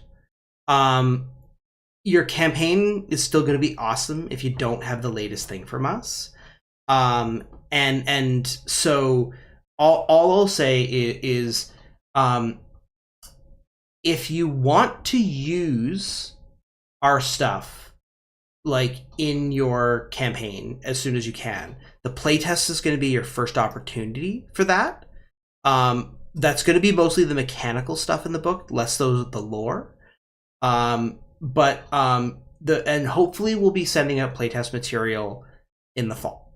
One of the things that I will mention that could cause a delay in this process is, and I'm pretty sure that this is, everyone knows this. This has been announced, right?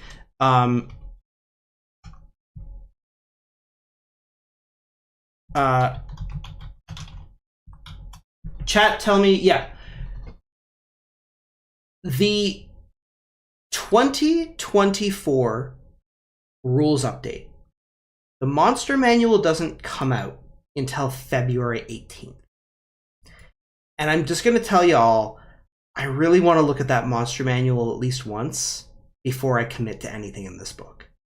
You know what I mean? So that's one of the factors that is at play here, is that we know that there is a rules update that is coming, and there's going to be the new player's handbook, the new dungeon master's guide, and the new monster manual, and that monster manual is the last thing to come out. And because it's the last thing to come out, and it's coming out in February of 2025, like if all of a sudden we get the dungeon master's guide and the monster manual at the end of this year, and it turns out that Jeremy Crawford and Chris Perkins have changed the way challenge rating works, then we have to go back and fix our book. Right? Yeah, because this is going to be delivered till 2025. Yeah. So and we got to make sure it will be coming out after. Yeah, and because it'll be coming out on D&D Beyond. So there is a little bit a part of this where we do want to future-proof things. And so we're hoping that, you know, we're hoping that we'll get a better, like, we'll have a pretty good sense of where things are going to line when the player's handbook comes out in September, which and so we'll see where things land. We thought you folks had insider status and we're showing PDFs by now. You thought wrong. I don't know if anybody other than like people deep within Wizards of the Coast have seen anything remotely finished. Yeah. And for the record, we are part of this industry, and we occasionally get to see things a little bit early.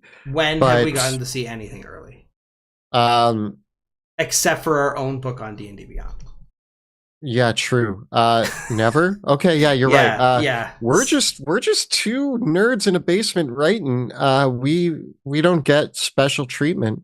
We get less special treatment than a lot of other people in the industry. Uh, yeah. Yeah. Undersea 47, we just talked about Revenge of the Ratlings. Just rewind a little bit. We talked about it a little bit earlier. Replacing the Lord of the Feast with the Cacophonous Chimera, roughly equal level threat, but very different thematically. Yeah, I wouldn't. I feel like that robs the campaign of the beauty that is the Lord of the Feast. The Cacophonous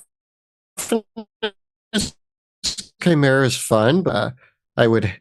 You can't have the Cacophonous Chimera rule the Garmir. Yeah, The it's a bit of a Cacophonous Chimera is an abomination that works on its own and is kind of not the ruler of any of the monstrous factions. yeah.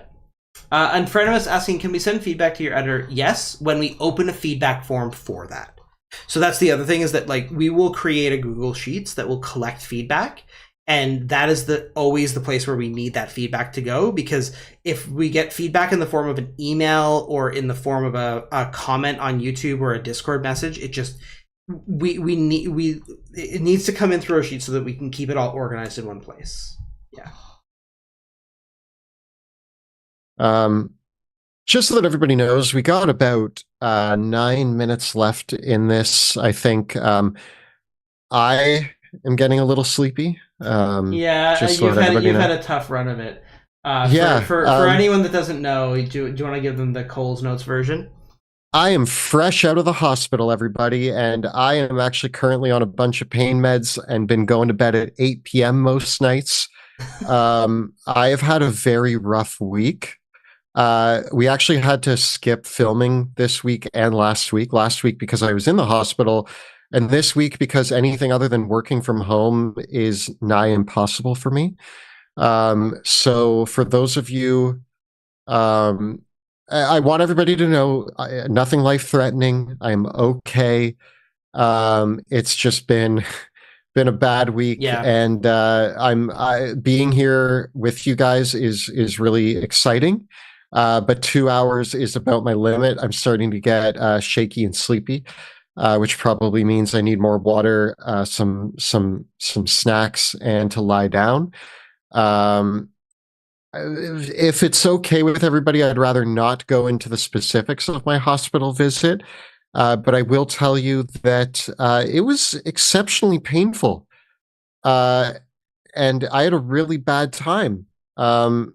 And Monty was lovely and checked in on me every day and kept the ship afloat while I suffered tremendously. Yeah. And they gave me a lot of really good pain meds, though.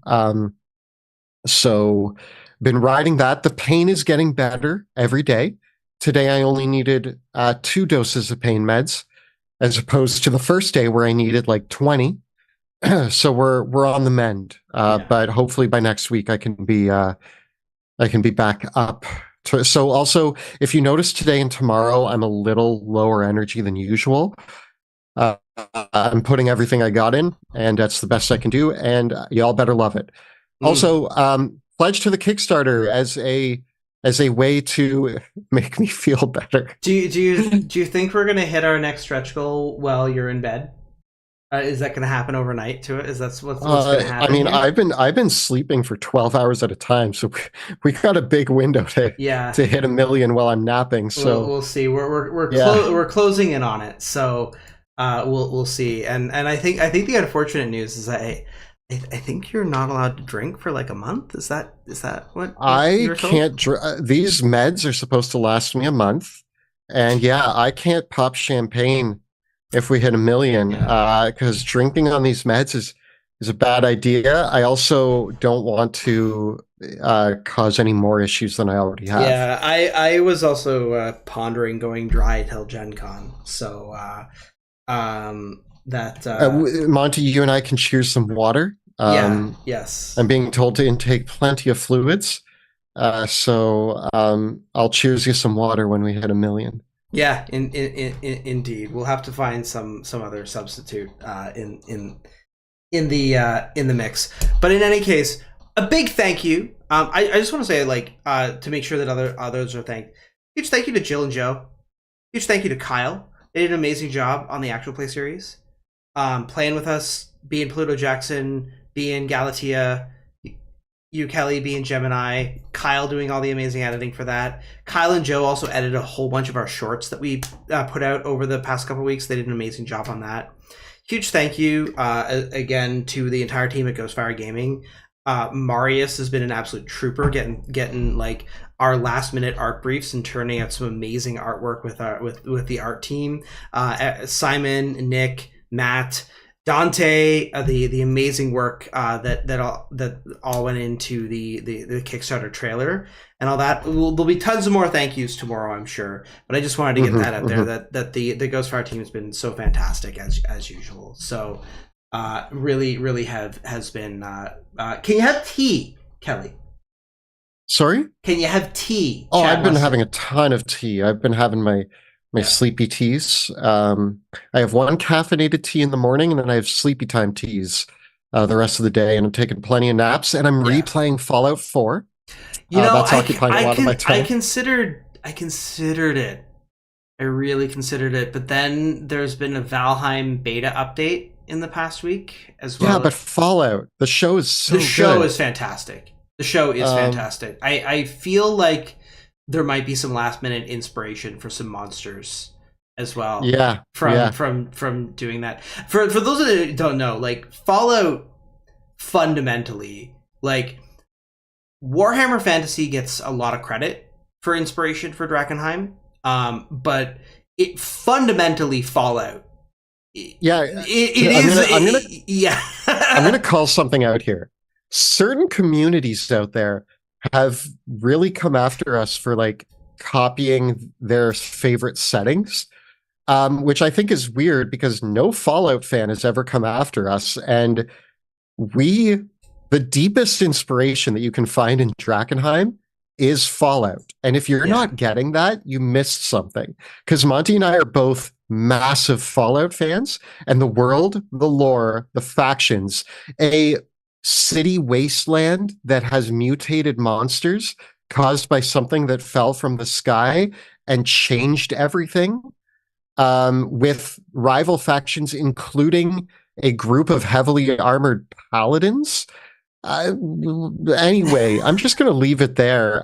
We were deeply inspired by Fallout. And I always find it interesting that nobody comes to us being like, yo, you guys really like Fallout, eh? Yeah. Nobody ever says that. And I'm like, wow, people hit all the other notes. But Fallout's huge for us. Yeah, I mean, for me, like, it's Fallout New Vegas, right? Like, and I think, a lot of people, speaking of Fallout 4 specifically, nobody ever makes the Institute Amethyst Academy connection. I've never seen anybody be like, oh the Institute's just the Amethyst Academy. Like, the Amethyst Academy is just the Institute, right? Yeah, and not to say that we didn't put our own spin on things. That's how this works. Monty and I enjoy wearing our inspiration on our sleeve. People will read our book and be like, was that a shout out to Hotel California? Oh yeah, it was. Like, we are very open. The world is our own. The factions are our own. The NPCs are our own. All of it is our own. But we love to nod to the things that we love. And we're very open with that. We don't try to be like, oh, I hope nobody gets this. We're like, hey guys, did you catch the nod? Because we want you to catch the nod. I mean, so we're very open with our inspiration. Yeah, I think it's the thing of saying, like, every and you look all through this is like everybody builds, every creator, no creator creates with it influences. I remember one of my earliest mentors said, it's like, creativity doesn't exist in a vacuum, right? Like, your creativity is based on the media that you absorb, right? It's the same way that, like, your body is made of the food that you eat, right?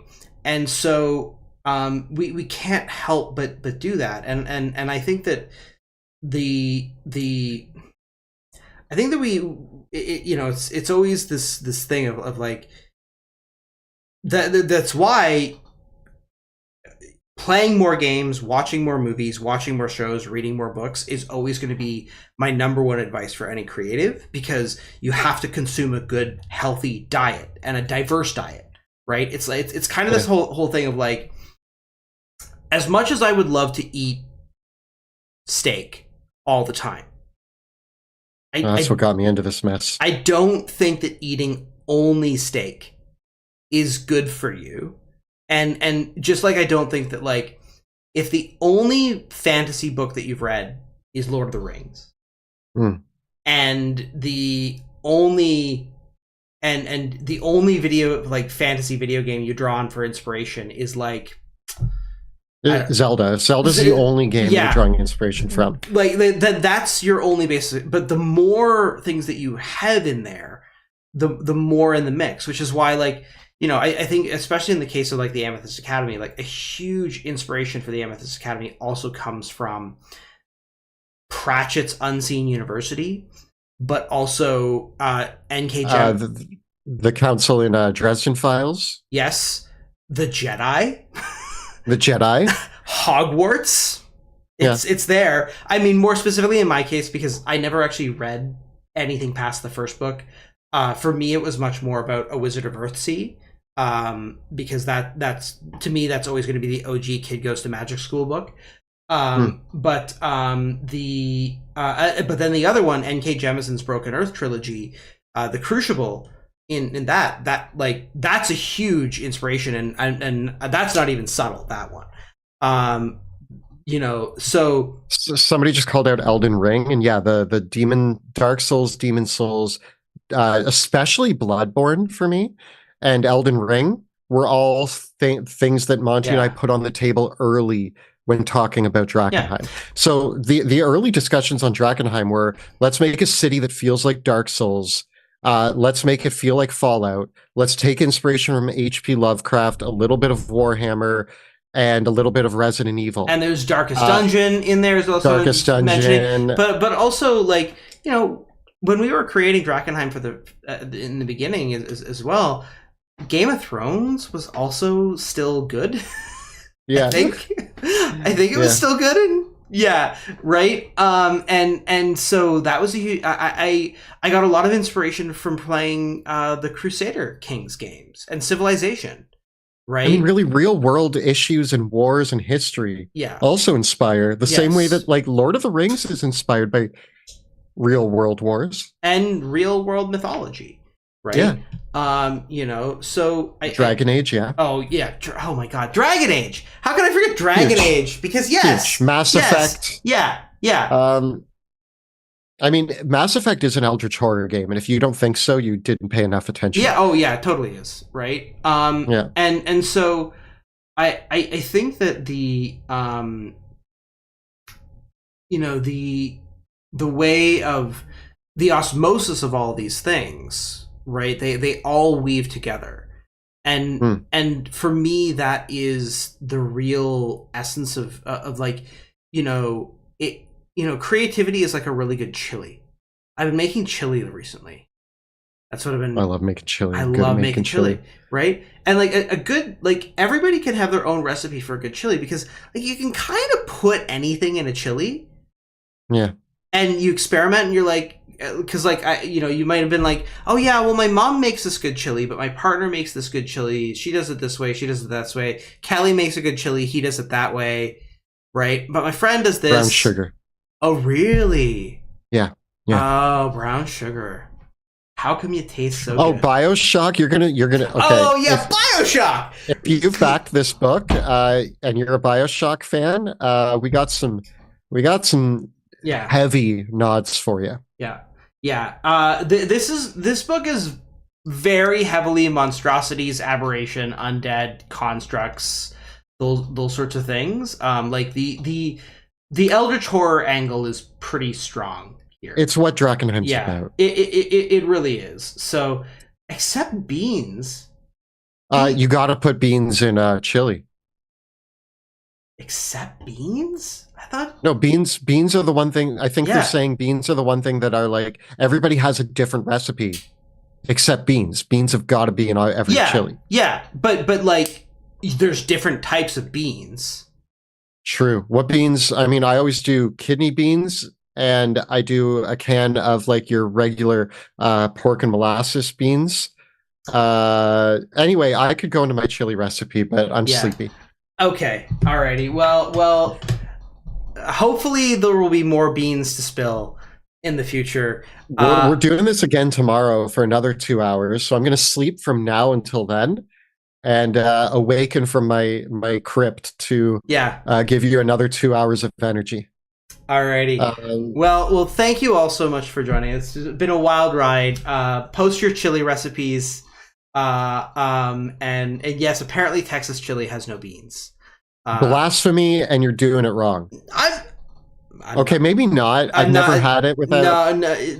I've seen. I did look up Babish I was looking up some of the recipes that Babish did, and ground beef before I would omit beans. But that's what it is. You don't use ground beef.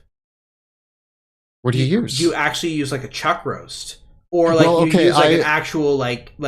I've had meatless chilies before I've had beanless chilies. No, but in this case, you're not using a ground meat. You are using like the whole the whole like actual meat sliced up, and that's and that's where you don't do beans. Okay, before I go, I think that you and I need to start our own Dungeon Dudes chili event. Honestly, like a convention, but everybody comes. And cooks chili. Honestly, like I know food channels are everywhere on YouTube, but like I would the dungeon foods. I would love food dudes. Food dudes would be so. We could do tier rankings.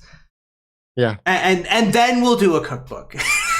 yeah. After we've done the food dudes. Once we've done the food dudes, then we'll do a cookbook. Yeah. Alrighty. Well, thank you all so much. Thank you. From the bottom of our heart, thank you for all your love and support. We so appreciate it. We got so much more awesome stuff in store. We will see you tomorrow night. We're going to be back here at 6 o'clock Eastern time for the final hour of the Kickstarter. If you haven't backed already, the links are all right down below. And I'll try to be in chat for 1 million. We'll see if I'm awake during then. But thank you all so much. Excited to continue the hype with you tomorrow evening. Good night. Good night.